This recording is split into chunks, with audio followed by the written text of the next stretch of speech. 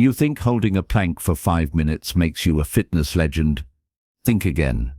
If your form is falling apart after 30 seconds, that 5-minute plank is doing absolutely nothing for your core.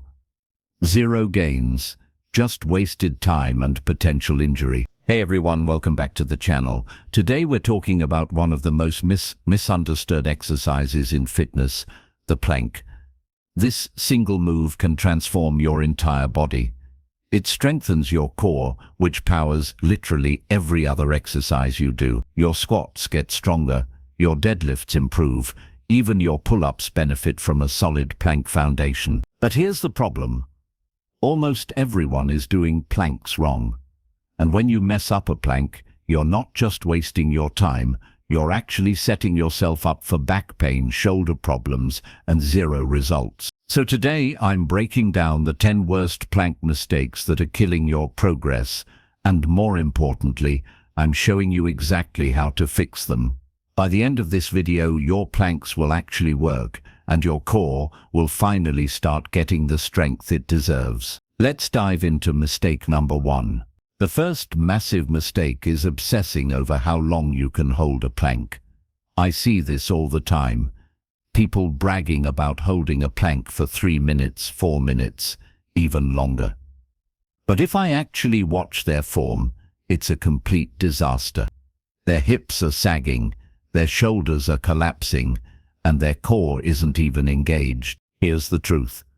A 30-second plank with perfect form destroys a 3-minute plank with terrible form. Quality always beats quantity.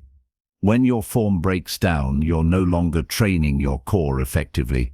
You're just teaching your body bad movement patterns and potentially hurting yourself. So here's what you should do instead. Focus on perfect form first.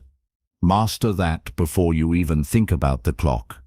Once your form is locked in, then you can start increasing the duration. But the second your form starts to slip, your hips start sagging, or your shoulders start rounding, stop immediately. Rest, reset, and come back stronger. That's how you build real core strength. Mistake number 2 is putting your hands together or crossing them during a forearm plank.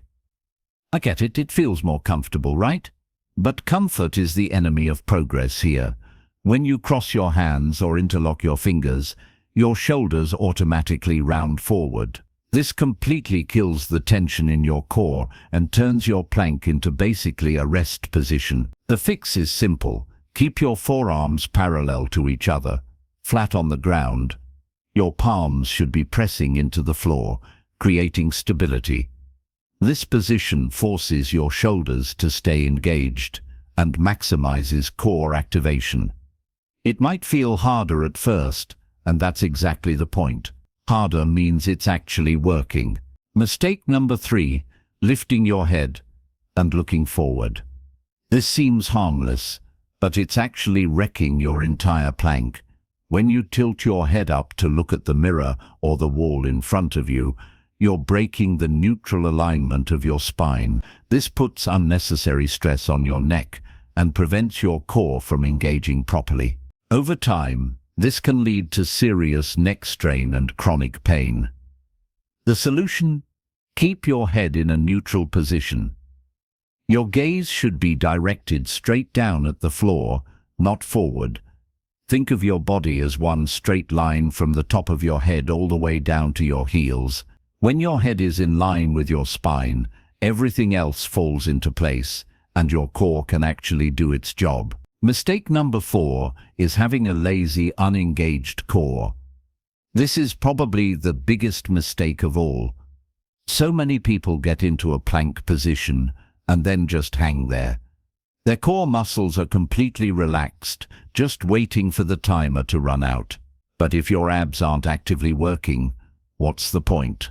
Here's a game-changing cue that will instantly fix this.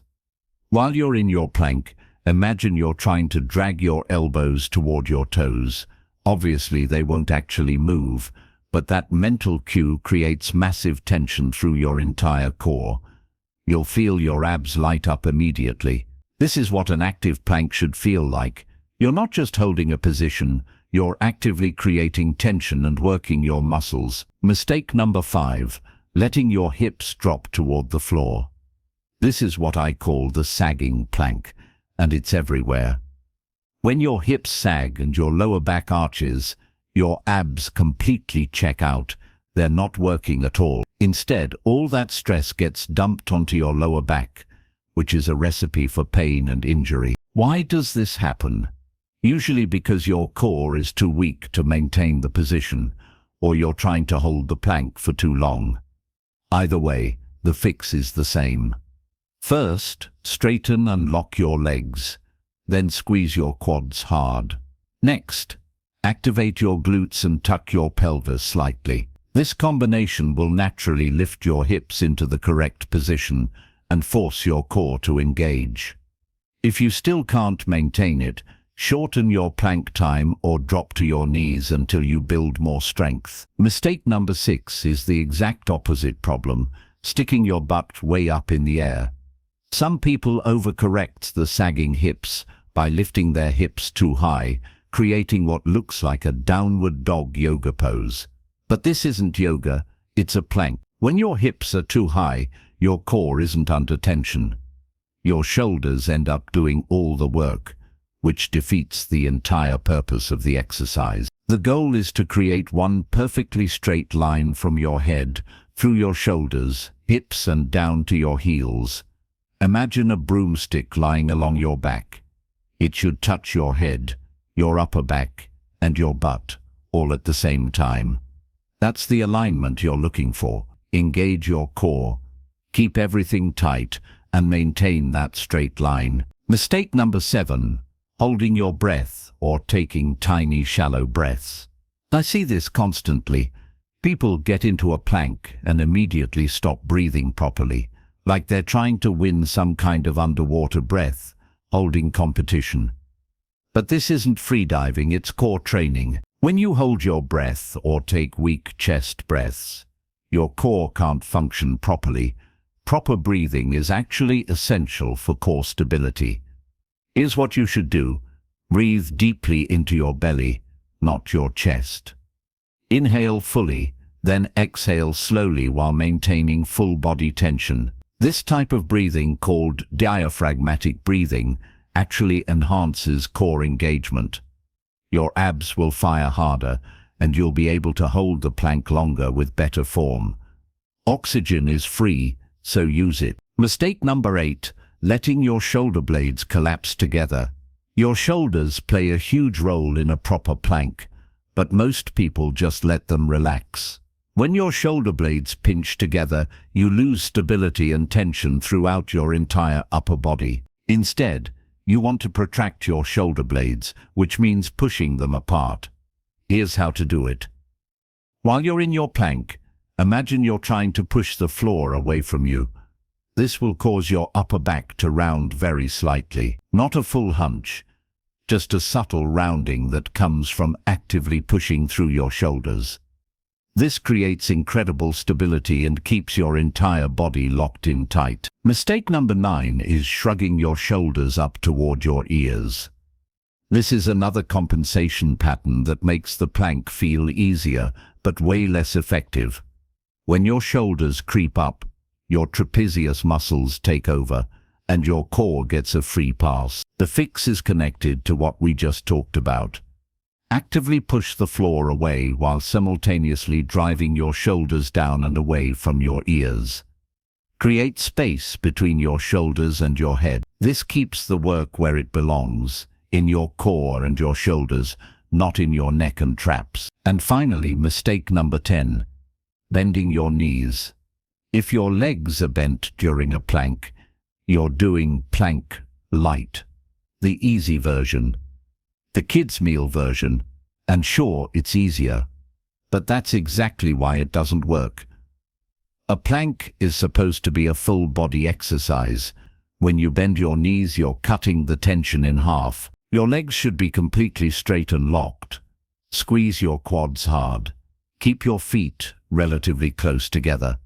Some people spread their feet wide apart, thinking it helps, but actually, a wider stance makes the plank easier, by giving you more stability. If you want real results, keep your feet closer and make your core work harder. So there you have it. 10 mistakes that are sabotaging your planks and exactly how to fix every single one of them. Now here's your challenge. The next time you do a plank, I want you to forget about the timer. Just focus on nailing every single element of perfect form. Engage your core, lock your legs, push through your shoulders, breathe deeply, and maintain that straight line. Do that for even 20 or 30 seconds, and I guarantee you'll feel the difference immediately. Real core strength isn't about how long you can suffer through bad form. It's about quality, tension, and proper execution. If this video helped you fix your plank, hit that like button and drop a comment telling me which mistake you were making. Were you holding your breath, sagging your hips, crossing your hands? Let me know, and if you want more exercise breakdowns, technique fixes, and real results, subscribe to the channel and turn on notifications. Now get out there, fix your plank, and build that bulletproof core. I'll see you in the next video.